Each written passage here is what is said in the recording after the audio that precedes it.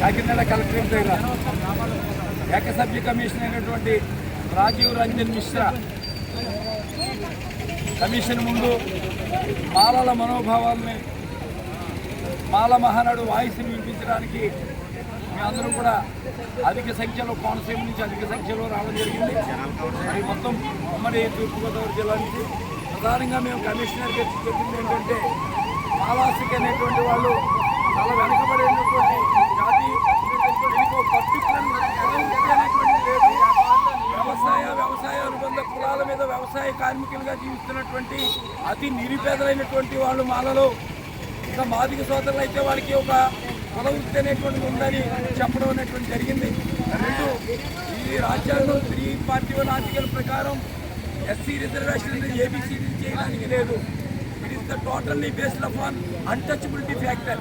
It is not based on economic factor. ఇది ఆర్థిక ప్రాతిపదిక వచ్చింది కాదు, అస్పృశ్యత ప్రాతిపదికన వచ్చిందని మరి కమిషనర్ గారికి రెండో పాయింట్గా చెప్పడం జరిగింది.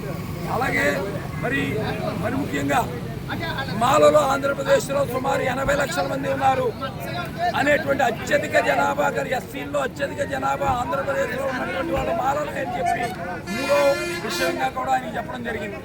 ఇంకా అదేవిధంగా మరి ఇంకా ఎస్సీ ఎస్టీ బ్యాక్లాగ్లు కానీ లేకపోతే మరి ఈ వ్యవసాయ కార్మికులకి పెన్షన్ ఇవ్వడం కానీ, ప్రైవేట్ రంగంలో రిజర్వేషన్లు కానీ ఇంకా అనేక అంశాలని కమిషన్ దృష్టికి తీసుకెళ్ళడం జరిగింది.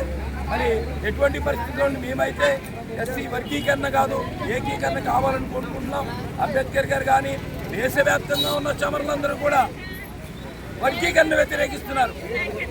ఉభయ రాష్ట్రాల్లో ఉన్నటువంటి మాదిగ సోదరులారా మీరు గుర్తుపెట్టుకోండి, దేశవ్యాప్తంగా ఉన్నటువంటి మాయావతి ఒక చమర్, ఆజాద్ రావణ్ ఒక చమర్, పస్వాన్ ఆ చమర్కి అనుబంధ కులం, ఈ విధంగా అనేక మంది ఉన్నటువంటి పరిస్థితి ఉంది.